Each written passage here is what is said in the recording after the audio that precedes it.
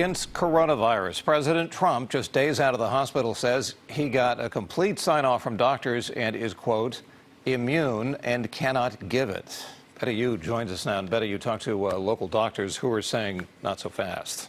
That's right, Brian. Medical experts that I spoke with tonight agree that there's no evidence right now that people are immune if they've been infected. President Trump's doctor also has not said whether he's received a negative COVID-19 test since his diagnosis.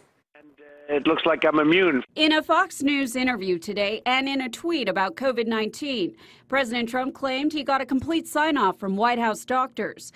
That means I can't get it, immune, and can't give it. In a memo last night, White House Dr. Sean Conley said President Trump is no longer considered a transmission risk to others and does not need to self-isolate.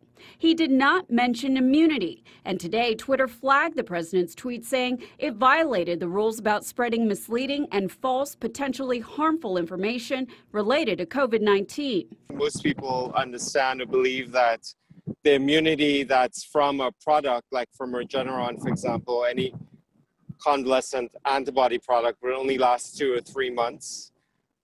We also don't know how long natural immunity would last. Bay Area medical experts agree immunity is something we don't know a lot about. There's, I think, a general assumption, and it may well be true, that the antibodies will protect you against reinfection with the virus for some period of time. That could be weeks or months, maybe it's years, maybe it's lifetime.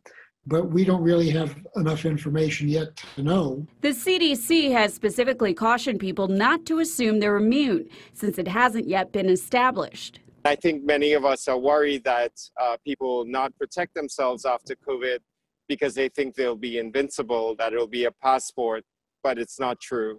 The president today again boasted about his handling of the coronavirus. We lost 200,000 plus, and there are those that say we did a phenomenal job. But a new CBS News background tracker poll found that likely voters in Michigan, Nevada, and Iowa think former Vice President Joe Biden would better handle the outbreak. And majorities of likely voters in all 3 states say President Trump handled contracting the virus irresponsibly. If Donald Trump were my patient, I would actually tell him to be isolated for 20 days, not because of optics or politics or anything, just as a patient, because he had more serious disease. President Trump plans to hold a campaign rally tomorrow in South Florida. It will be his first rally outside Washington since his COVID-19 diagnosis.